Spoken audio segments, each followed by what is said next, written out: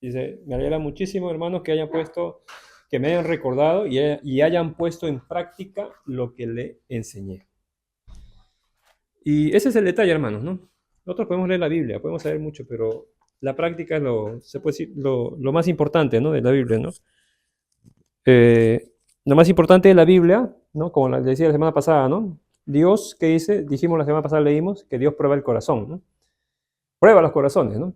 A Dios no está interesado en tomar el examen, cuánto análisis ha hecho a un versículo, a un texto, ¿no? O cuánto sabes de teología, las diversas teologías que existen. Sí, claro, es importante saberlas, pero no te va a tomar examen de eso, Dios. Dios va a tomar examen de las intenciones de tu corazón.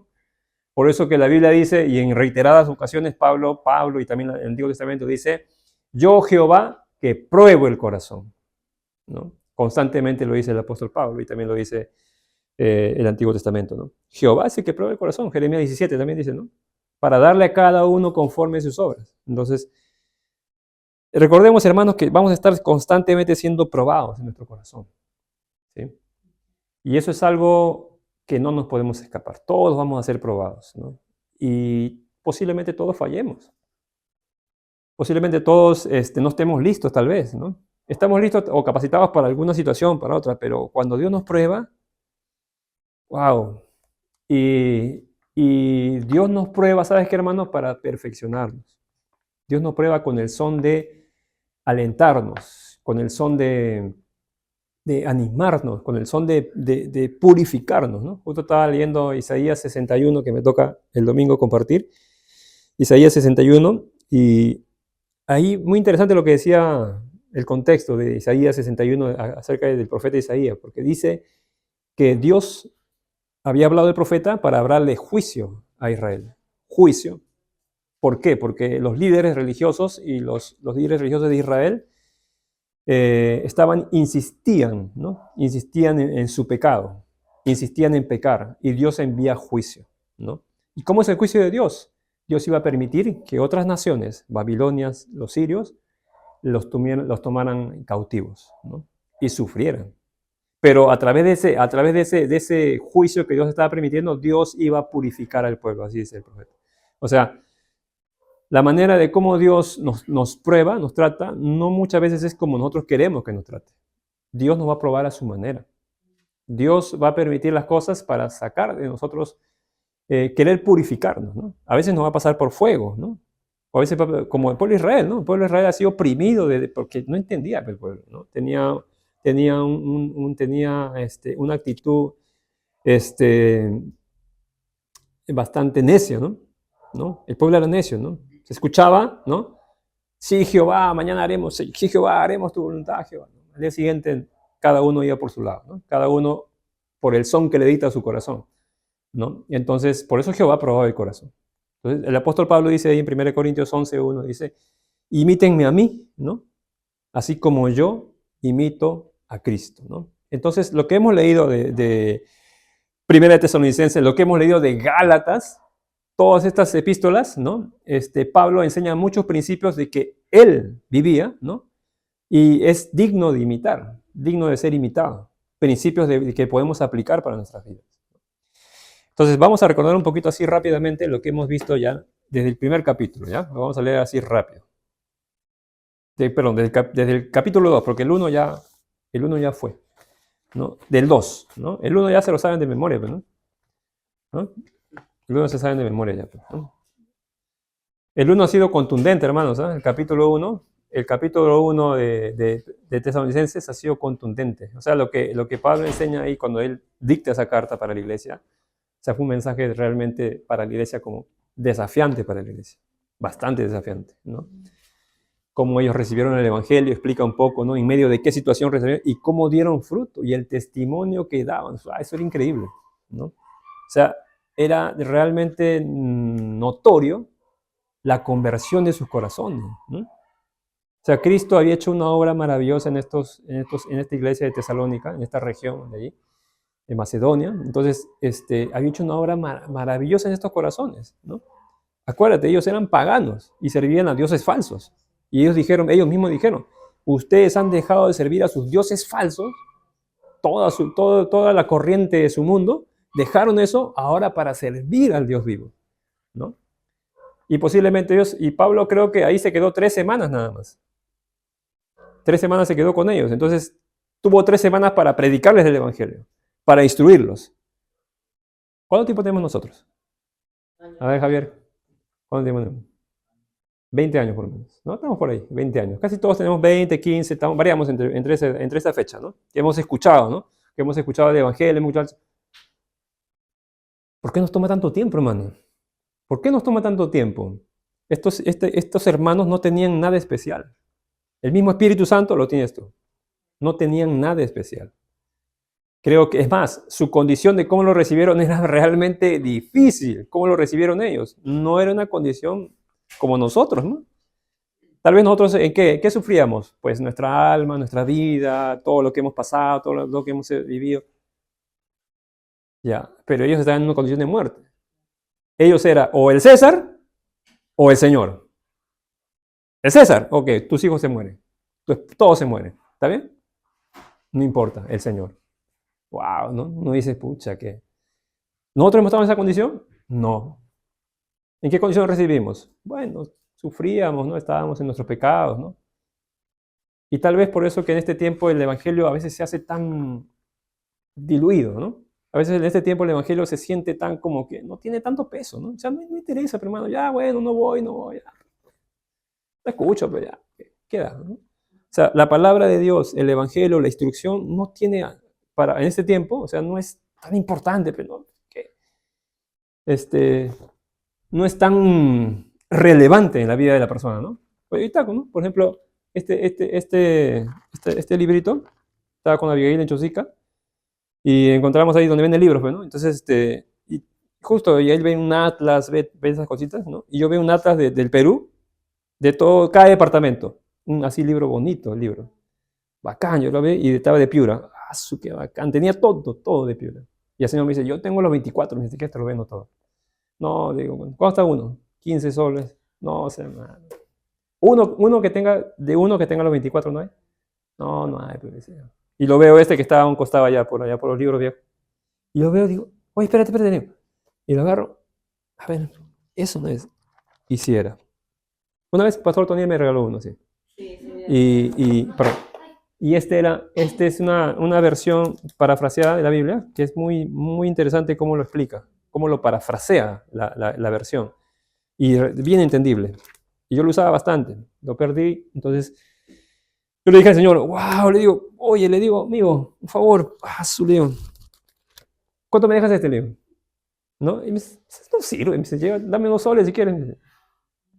Me lo vendió 2 soles, así me dijo, no, me menospreció. ¿Por qué sirve? Me dice, ¿no? Y yo le digo, no te sirve, ¿no? Ya te sacamos 1 sol, pero digo, no, 2 soles, digo. Si supieras lo que dice, ¿has leído? Digo, no, eso no sirve, está ahí, pues. Es que no sabe lo que dice, pero no, ya. Bueno, es el Nuevo Testamento, le digo, pero lo explica muy bien. Y lo llevé, pero no. Para la gente no le interesa esto. No le importa la Biblia. La palabra de Dios, ¿qué? Prefiero mi vida, ¿no? La gente no le interesa. Por eso y los cristianos, los creyentes, ¿nos interesa? Debería, ¿no? Debería, ¿no? Entonces, nuestra rutina a veces se hace un poco difícil, ¿no? Porque tenemos cosas que hacer, tenemos muchas actividades, ¿no? Estudia, trabaja acá el hermano, ¿no? Y a veces se hace un poco complicado, a veces tener un tiempo de lectura, ¿no? O buscar la manera, ¿no? Pero tenemos que hacerlo, hermano, ¿no? Tenemos que hacerlo, tenemos que darse ese tiempo y poder darle valor a lo que realmente tiene valor para nuestra vida, ¿no? Lo más valioso que tiene nuestra vida, lo más valioso que puede tener nuestra vida, no son las posesiones o las cosas que tú puedes lograr. No, lo más valioso es tu fe, porque tu fe puede afectar a otros. ¿No? Lo más valioso que tú puedes tener, varón, es tu fe, hermano. Tus hijos un día recordarán, mi papá fue creyente y él luchaba con su pecado y venció. ¿No? Mi papá, mi mamá fue creyente y su fe en Cristo, a pesar de su condición, a pesar de todo, como Timoteo, ¿no? Su abuela y su madre, ¿no? Eran de fe genuina, ¿no? De fe verdadera, ¿no? Entonces eran de una fe que hablaba de una vida, ¿no? De una vida. Entonces, para nosotros, hermanos, como creyentes, eso debe ser nuestro más valioso tesoro, ¿no? Cómo está nuestra fe, nuestro corazón, ¿no? Nuestra vida, ¿no? Es lo más importante para el Señor. Y pues las epístolas de Pablo, ya como nos hemos dicho, enseñan, ¿no? Muchos principios para que nosotros podamos aplicar para nuestra vida. Muy bien, ahora sí vamos a leer 1 Tesalonicenses 2, vamos a leerlo rapidito nomás desde el 1. Ya hemos visto del 1 hasta del 1 al 8, nos quedamos la semana pasada. ¿Sí? Hoy día vamos a continuar del 9 al 16. ¿Sí? 1 Tesalonicenses 2, lo hemos visto del 1 hasta el 8. ¿Ya? En el 1 y 2 dice, por ejemplo, Pablo, dice, porque vosotros mismos sabéis, hermanos, que nuestra visita a vosotros no resultó en vana. Pues habiendo antes padecido y sido ultrajados en Filipos, dice, como sabéis, tuvimos denuedo en nuestro Dios para anunciaros el Evangelio, ¿no? Es decir, Pablo ahí está enseñando, ¿no? Que dice que la visita, el tiempo que Pablo invirtió, ¿no? El tiempo que Pablo invirtió en ellos no fue en vano. Entonces, ¿no? Pablo ahí escribiendo, dice, porque vosotros, versículo 1 y 2, ¿no? Porque vosotros mismos sabéis, hermanos, que nuestra visita a vosotros no resultó en vano. Es decir, el tiempo que Pablo se tomó, cada cosa que Pablo hacía para él no era en vano. O sea, iba a un lugar, ahí, no era perder el tiempo. Pablo no perdía el tiempo, hermano. Todo lo que Pablo hacía, ¿no? Era inversión para el reino de Dios, ¿no? Todo. No había nada que Pablo se le pasara por alto, ¿no? Cualquier situación, cualquier circunstancia, era motivo para que Pablo presentara el Evangelio. Entonces Pablo dice, no, nuestra visita no resultó en vana, pues habiendo antes padecido nosotros, ¿no? O sea, Pablo dice, nosotros padecimos, fuimos ultrajados en Filipos, ¿no? Como sabéis, eso no nos quitó el denuedo, dice, ¿no? Pablo dice, ¿no? O sea, fuimos ultrajados, ya. ¿Eso acaso me va a quitar mi denuedo? ¿Eso acaso me va a restar, me va a quitar menos, va a ser menos? Al contrario, dice Pablo, ¿no? Para nosotros, dice, es más, dice, como sabéis, hermanos, tuvimos denuedo. Más bien, esa aflicción, ¿no? Más bien la circunstancia, la injusticia, vamos a decir, su vida misma, o sea, todo lo que él pasaba, eso no era un motivo para que él más bien se ahogara, ¿no? O sea, cayera, ¿no? en su debilidad, sino más bien eso lo motivaba, le daba de nuevo, ¿no? Para anunciaros el Evangelio, ¿no?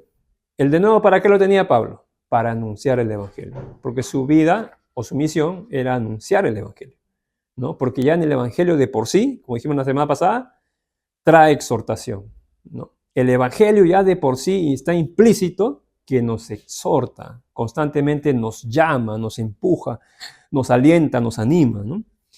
Entonces dice, para anunciar el Evangelio en medio de gran oposición, ¿no? Entonces Pablo dice, en medio de gran oposición, no importa, el Evangelio no tuvo estorbo. Es más, la oposición, ¿no?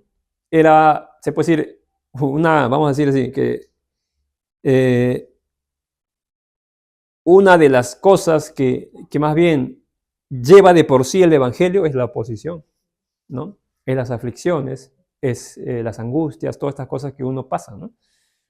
Pablo sigue diciendo en el versículo 3, ¿sí? Porque nuestra exhortación, no procedió de error ni de impureza, ni fue por engaño, ¿no? Sino que fuimos aprobados por Dios para que se nos confiase el Evangelio, ¿no? Y así hablamos, no como para agradar a los hombres, perdón, sino a Dios, que prueba nuestros corazones, porque nunca usamos palabras lisonjeras, como sabéis, ni encubrimos avaricia. Dios es testigo, ni buscamos gloria de hombres, ni de vosotros, ni de otros, aunque podíamos seros carga, ¿no? Acá Pablo, le explicamos la semana pasada que Pablo está diciendo que, aunque como apóstoles de Cristo teníamos derechos de ustedes. Es decir, podíamos exigirle a ustedes que ustedes, se puede decir, suplan las necesidades que ya lleva de por sí el Evangelio, ¿no? Leímos un texto la semana pasada en Gálatas que decía que los que son instruidos por los maestros deberían, ¿no? Dice, deberían suplir, ¿no? Suplir a sus maestros, ¿no? En todo lo que necesiten. Entonces Pablo tenía esa autoridad. Ellos podían exigir eso, pero ellos no lo hicieron, ¿no? No tomaron ese derecho como apóstoles. Mira, ese derecho que tenían ellos lo tenían directamente de Cristo. Pero a pesar de eso, Pablo no los tomó ese derecho, ¿no? Porque él dice, porque no quería, dice, podían, porque aunque podíamos seros carga como apóstoles de Cristo, es decir, él no quería ninguna carga, nada que estorbe al Evangelio, nada que estorbe a los propósitos de Dios, ¿no? Por el cual Dios envió a Pablo, ¿no? Entonces, Pablo dijo, bueno, yo tengo necesidad, necesito, ¿no? Tenemos gastos, necesitamos ropa, alimento, qué sé yo, pero no importa, no se preocupen, no les voy a exigir a ustedes, dice Pablo, no les voy a exigir. No queremos ser carga para ustedes, ¿no? Aunque tenemos el derecho, pero no, dice Pablo, ¿no? Sigue diciendo, ¿todo por qué? Porque Pablo estaba pensando en el Evangelio, estaba pensando en que Dios siga tocando a esa iglesia, ¿no? Versículos 7 y 8 dice, ¿no? Más bien antes fuimos, ¿qué dice? Tiernos entre vosotros, como la nodriza que cuida con ternura a sus propios hijos. Wow, ahí sí que un poco Pablo nos asombra, ¿no? Ese ejemplo, ¿no? Que pone él, ¿no? Que más bien nosotros, dice, fuimos tiernos, ¿no? Ternura, ¿no? Es algo que, por ejemplo, es muy poco se ve eso, ¿no? En los siervos de Dios generalmente son todos duros, ¿no? Por su misma posición que tienen, a veces han puesto esa posición un poco de dureza, firmeza para exigir, para poner. Pero Pablo tenía ternura. O sea, Pablo es un ejemplo completo, ¿no? Para nosotros, ¿no? O sea, ternura entre nosotros podemos tener. Deberíamos. Entonces, así que dice, fuimos tiernos entre vosotros. Pero ahí dice Pablo, ¿como quién? Como la nodriza que cuida con ternura a sus propios hijos. Pues nuestros hijos, ¿no? Los que tenemos hijos, se pueden portar mal, ¿no? Se pueden hacer travesuras, ¿no? Y uno se molesta en el momento, ¿no? Y hasta lo disciplina, ¿no? Pero en tu corazón tú los amas, ¿no? Con un amor que a veces no se puede explicar, ¿no? El amor que un padre o una madre tiene a sus hijos es un amor que a veces es inexplicable, ¿no? ¿Por qué? Porque es un amor tan puro, ¿no? Tan puro por ellos, ¿no? Que tú darías tu vida, ¿no? Si tú pudieras dar parte de tus órganos, los darías, ¿sí? ¿No? Claro, es un amor incondicional, que no está condicionando, ¿no? a tu respuesta, ¿no? Es decir, si mi hijo se porta bien, lo amo, ¿no? O si mi hijo se porta mal, no lo amo. No, no es así, ¿no? El amor de Dios es mucho más, ¿no? Por eso Pablo dice, como la nodriza amaba a sus hijos, así Pablo está diciendo, así yo los amo, ¿no? Así yo los amo, ¿no? De esa manera. Dice. Tan grande fue nuestro afecto, dice, por vosotros, que hubiéramos querido no solo entregaros, no solo el Evangelio de Dios, dice, sino también nuestras propias vidas. Qué hermoso, ¿no? Pablo estaba dispuesto a entregarse, ¿no? ¿Tú estás dispuesto a entregarte por tu hermano? Difícil, ¿no? Para nosotros todavía estamos en el camino de entender ese proceso. Estamos en el camino de poder entender, ¿no? Dios nos ha puesto como iglesia, hermano, ¿no? Dios nos ha puesto como iglesia. Y la iglesia ya de por sí es falible, ¿no? La iglesia ya de por sí arrastra inmadurez. La iglesia ya de por sí tiene debilidades, ¿no? Entonces, amarnos como iglesia a veces es un poco difícil, ¿no? Pero Pablo nos da un ejemplo maravilloso, ¿no? Que dice, mira, yo por ustedes no solamente quiero darles el evangelio, ¿no? Que es algo bueno, ¿no? O sea, la instrucción de la palabra, no solamente eso, ¿no? Si yo pudiera dar mi vida por ustedes, las daría, dice Pablo, ¿no? Las daría, ¿no? Se puso romántico Pablo, ¿no? Si yo daría mi vida por usted, la daría, ¿no? Tú escuchas eso de alguien y tú dices, reflexionas, ¿no? Y dices, sí, de verdad, ¿no? Creo que nosotros a veces no estamos dispuestos a dar nuestras vidas por otros, ¿no? No estamos dispuestos. Tal vez por nuestra familia, sí, pero por otros no, ¿no? Bueno, Pablo no era su familia, ninguno de ellos, ¿no? Ninguno de ellos era su familia, ¿no? Eran personas desconocidas, que no conocían. Pero Pablo tenía algo particular. Él amaba a Cristo, ¿no? Tenía el amor de Cristo, ¿no?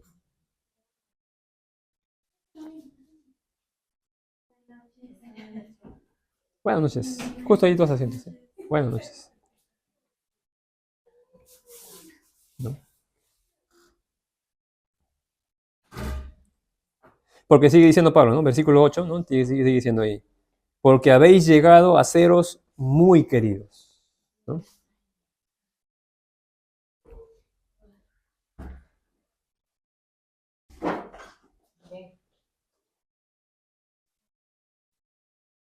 Entonces, Pablo nuevamente, ¿no? Pone énfasis en el amor, ¿no? En el amor, ese amor que tenía Pablo por la gente, por la iglesia, gente que no conocía, ¿no? Escucha, es posible que esa gente, ¿sabes qué? No amara a Pablo, ¿no? Como él los amaba, ¿no? Es posible que esa gente no respondiera tal vez como con el mismo amor que Pablo les tenía, ¿no? No importaba. Porque Pablo tenía ese amor que Cristo había puesto en su corazón, ¿no? Oye, hermano, Pablo hace un tiempo atrás, estamos hablando del año 50, ¿no? Estamos hablando del año 51. En el año 33 Pablo estaba matando cristianos. Pablo estaba asesinando cristianos, ¿no? Y con vehemencia. Estaba torturando, pidiendo cartas para llevar presos. ¿Tú te imaginas que te lleven preso a tu esposo y tus hijos llorando, ahí tu familia viendo cómo lo arrastran y se lo llevan? Hay que tener un corazón realmente desalmado, ¿no? Realmente frío, ¿no? Un corazón realmente duro, ¿no? Para ver esa escena y no sentir nada, ¿no? Bueno, Pablo, estamos hablando ahorita en el año 51, en el año 33 Pablo estaba haciendo eso. Año 30, perdón, 39 por ahí, cuando era Saulo, ¿no? Entonces, y ahora como Pablo, mira, cómo Dios ha transformado un corazón, cómo Dios ha hecho un milagro maravilloso, ¿no? ¿Sabes qué, hermano? Ese milagro Dios lo empezó contigo. Dios lo empezó contigo. Porque sí, hermano, nosotros no éramos, bueno, podríamos haber hecho nuestra vida normal, qué sé yo, sin hacer daño a nadie, pero aún así nuestro corazón necesitaba una transformación, ¿no? Y nosotros, por nuestros méritos, solamente podíamos transformarnos de manera moral, qué sé yo, dejar de hacer cosas morales y hacer cosas más, inmorales y hacer cosas más morales. Pero hasta ahí llega nuestro punto, hasta ahí llega nuestra fuerza de voluntad, ¿no? La fuerza de voluntad, sí, uno puede lograr cosas realmente para el mundo que son, se puede decir, resaltantes. Pero nuestra fuerza de voluntad tiene un límite. Una cosa muy distinta es la transformación del corazón, ¿no? Y que Dios, dentro de su evangelio, y que Pablo lo reafirma, dentro de su evangelio, Dios quiere seguir transformando nuestros corazones, ¿no? Por eso Pablo termina diciendo, oye, como la nodriza. Yo me imagino que le escuchara a uno de los que estuvo ahí cuando Pablo, o uno de los judíos que estaba con Pablo, que estuvo con Pablo en las persecuciones, viéndole a Pablo diciendo, ¿tú, Pablo? Diciendo eso, que tú los amas como si la nodriza amara a sus hijos, con ternura los tratas, ¿tú, Pablo? ¿Con ternura vas a tratar? Y uno dice, no, acá pasó algo, ¿no? Aquí pasó algo, ¿no? Pablo era un erudito, Pablo era un estudioso, Pablo era estrictamente, bueno, no justo, pero estrictamente pegado a la ley, ¿no? Eh, bueno, todas esas cosas, ser justo, ser piadoso, ser estudioso, preparado, no le dieron un corazón transformado. No producieron frutos de justicia. Tal vez frutos morales, ¿no? Pero frutos de justicia que, que se o el camino de la voluntad de Dios, ¿no? Necesitaba un encuentro con Cristo y lo tuvo. Y cuando lo tuvo, oh, ahora sí, ¿no? Y por eso que Pablo tiene eso que uno dice, wow, ¿no? Como qué maravilloso, ¿no? Bueno, nuestro corazón está en ese proceso, hermanos. Nuestro corazón. ¿Quién inició la obra en nosotros? ¿Quién inició? Cristo. ¿Y qué hará Él en esa obra? La irá perfeccionando. ¿Cada día? Cada día. ¿Hasta cuándo? Hasta que te mueras o que venga, ¿no? O sea, no va a descansar, hermano Dios. Dios no descansa ni un minuto. ¿Sabes por qué? Porque Dios no se cansa. Pues. Dios no es humano. Nosotros sí nos cansamos, ¿sí? Ahorita que hemos tenido 8 sí, cansado, ¿no? pero, pero Dios no se cansa. Y Dios no va a dejar de insistir contigo y conmigo, hermano. Nos va a querer... No, mira, no, Él tiene sus formas y va a aplicar sus formas, como el pueblo de Israel. Como en Isaías 61, cómo lo aplicó, ¿no? Y permitió la esclavitud y permitió el sufrimiento para sacar un Israel nuevo, ¿no?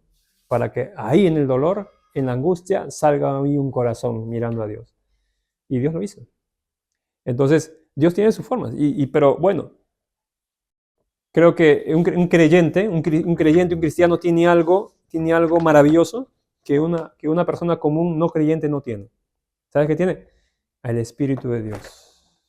Cuando creyó, Gálatas, ¿no? ¿Recibieron el Espíritu Santo por hacer las obras de la ley?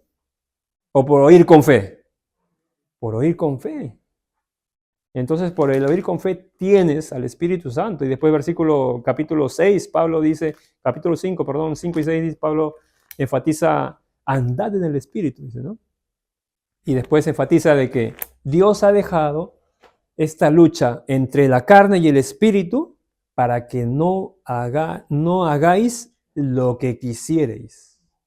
Y qué bueno es Dios, ¿no? Porque si Dios nos deja hacer lo que quisiéramos, uy, hermano, ¿dónde estaríamos, no? Si Dios nos deja hacer lo que quisiéramos o lo que dicta nuestro corazón, ay, Señor. Pero Dios no nos va a dejar hacer lo que quisiéramos. Aunque a veces, como los romanos, ¿no? Ah, ¿quieres esto? Te dejo, ¿no? Después nos encontramos, dice Dios, ¿no? Después nos encontramos. Pero porque Dios es Padre. Dios es Padre, ¿no? A veces tu padre cuando te prohibía, ¿no? Te decían, ¿no? Tu papá, bueno, no sé, bueno, o tu mamá, alguien, no hagas esto. Entonces, no, pero ¿por qué? Yo veo.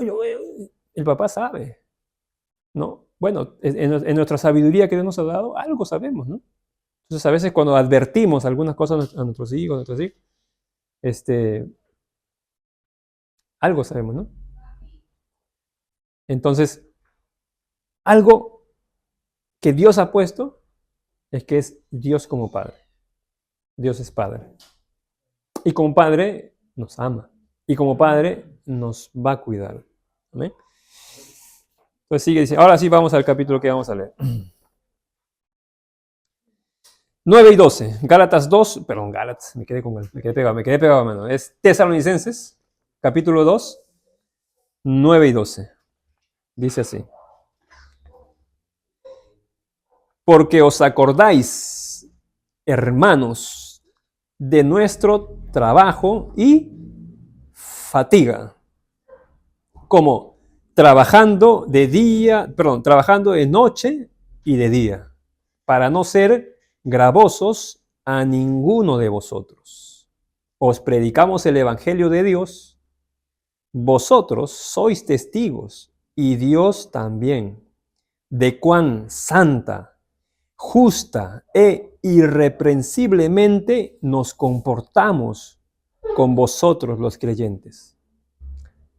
Así como también sabéis de qué modo, como el Padre a sus hijos, exhortamos y consolábamos a cada uno de vosotros, y os encargábamos que anduvieseis como es digno, ¿no?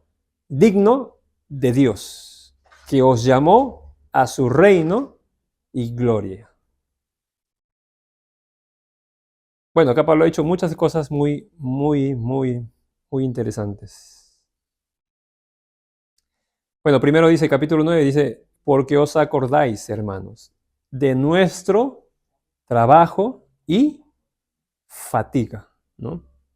Dice, ¿cómo? Trabajando de noche y de día. ¿Para qué? Para no ser gravosos a ninguno de vosotros. Es decir, Pablo estaba dispuesto por el bien del Evangelio, ¿no? A sacrificar su tiempo, ¿no? A sacrificar él mismo, ¿no? Trabajando, gastándose, ¿no? ¿Alguna vez has trabajado tú hasta fatigarte? hasta decir, estoy fatigado, hermano. ¿Sí has trabajado así? Estoy fatigado, ¿no? Estoy cansado, ¿no? Llegas a tu cama y te sirven tu comida, y tú ni quieres comer, hermano, llegas a tu cama, ¿no? Y así como te quedas, así quedas, ¿no? Cansado, ¿no? Agotado, ¿no? Bueno, en nuestra vida terrenal hemos trabajado así, ¿no? Hemos trabajado agotados, hemos llegado cansados, ¿no? Y al día siguiente tienes que levantar temprano y seguir, ¿no? Bueno, Pablo hizo este trabajo y este cansancio y esta fatiga, ¿no? Pero su intención, ¿no? Su intención de él era el progreso del evangelio, ¿no? Porque Pablo dice, ¿no? Para no ser gravosos a ninguno de vosotros, ¿no? Es decir, como Pablo no tenía dinero, iba a predicar, no tenía cómo sustentarse, él tenía que trabajar para no pedirles a ellos, aunque Pablo tenía el derecho de recibir de ellos, pero para no crear en ellos algo, vamos a decir, porque Pablo estuvo solamente 3 semanas con ellos, ¿no? Entonces Pablo decidió, voy a trabajar, ¿está bien? Voy a sacrificar mi tiempo, no importa, me voy a fatigar, voy a sacrificarme yo para que el evangelio no sea afectado por ellos, ¿no? Entonces, como un hombre, ¿no? ¿Cómo podemos entender, ¿no? Que dentro del evangelio o dentro del servicio a Dios también, ¿no? No estamos diciendo que siempre, ¿no? Porque Pablo no lo hizo siempre, lo hizo un tiempo. Entonces, que requiere esfuerzo, ¿no? Requiere, pues, ¿no? A veces vienes en todo el sol, ¿no? O a veces sin comer, ¿no? O a veces vas a un lugar, no te dan nada, ¿no? O a veces sí te dan, ¿no? Entonces, pero el evangelio ya de por sí está implícito fatiga, trabajo, esfuerzo, ¿no? ¿Para quién? Para el progreso del evangelio que en realidad glorifica a Cristo. Pablo, ¿sabes cuando hacía todo eso? ¿Saben quién pensaba? Cristo. ¿Te acuerdas que él dijo, todo lo que hagáis, hacerlo de corazón como para quién? Como para el Señor, ¿verdad?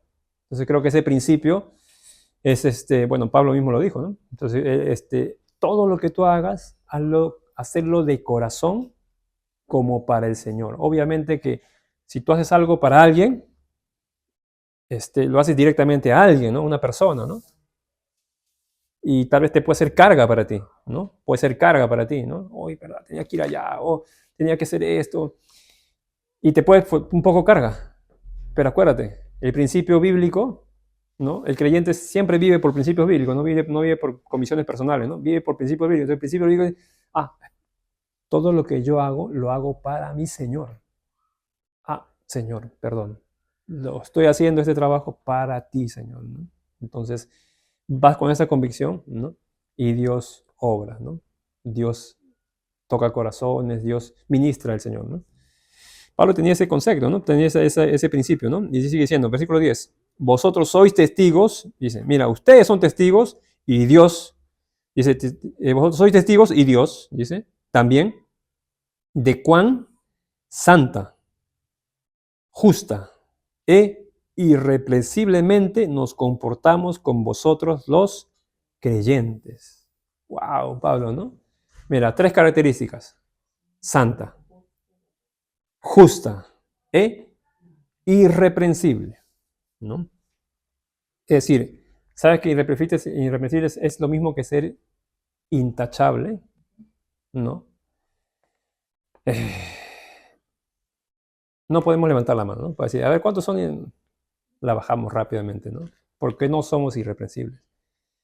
Más bien, somos reprensibles, porque estamos fallando constantemente, ¿no? Pero Pablo nos enseña, ¿no? Como un principio, ¿no? De relacionarse, ¿no? Porque dice, mira, quiero que mires, y Dios sabe, también dice Pablo, ¿no? Cuán santa. O sea, mi comportamiento entre vosotros ha reflejado santidad de Dios, ¿no? Ha reflejado santidad de Dios. ¿Y qué cosa es santidad de Dios, hermano Javier? ¿Qué es santidad? ¿Significa? Ay, sí. No me digas fallar, ¿no? Apartado, está bien. Apartado, aprobaste, hermano. Tienes 10. Recibe ahí tu premio al final, ¿eh? Tu premio de lavar los platos. ¿Ya? ¿Cuán santa? Mira, Pablo está diciendo, ¿sabes qué? Mira, Dios y ustedes saben cómo yo me he comportado. Mi vida, ¿qué ha reflejado? Santidad. ¿Sabes por qué eso lo iba a decir? Porque más adelante les va a decir Pablo. Les va a decir a ellos mismos. Más adelante les va a decir, Dios quiere que se aparten de la fornicación. Les va a decir más adelante. Es decir, quiere que vivan una vida santa. Ah, pero espérate, yo vivo una vida santa, dice Pablo, ¿no? Por eso quiero que miren, dice Pablo, ¿no? Miren ustedes, y Dios testigo, que cómo mi vida refleja la santidad, dice, ¿no? Dice. Y después dice justa, ¿no? Es decir, Pablo, en su aplicación, él aplicaba, en su vida cotidiana, él aplicaba lo que es justo, ¿no? ¿Y cómo lo que es justo? Bueno, la justicia, ¿no? Para nosotros es, bueno, si tú haces algo contra mí, tienes un castigo, ¿no? La justicia es que si tú robas, pues pagas, ¿no? Ya, ahora, ¿cómo aplicamos la justicia ahora en el panorama de Dios? La justicia se aplica diferente, porque Dios, ¿qué hace? Al que es injusto, Dios, ¿qué hace? Cuando el injusto viene a ti, ¿qué hace? Dios lo perdona, ¿verdad? Lo perdona, ¿no? Dios perdona, Dios justifica, ¿qué más? Dice por ahí, Dios pasa por alto las ofensas, los agravios, ¿no? Entonces, cuando Pablo habla de justicia, ¿no? Tiene esa índole, ¿no? Tiene esa índole, ¿no? De aplicar justicia en el sentido de buscar la justificación entre ellos, ¿no? De poder aprender a justificar a las personas, ¿no? Aprender a que ya que nosotros hemos sido justificados por Dios, ¿no? Poder aplicar esa misma justificación con otros, ¿no? Sigue diciendo ahí Pablo. Justa e irreprensiblemente, ¿qué dice? Sigue diciendo, nos comportamos. ¿Qué está hablando Pablo ahí? ¿A qué se refería? A comportamiento, ¿no? Y ahí fallamos todos, pues, ¿no? ¿Cómo nos comportamos? A ver, acá estamos bien bonitos, ¿no? Porque todos nos tomamos una foto, hermano. Uy, esos varones están pero ungidos, ¿no?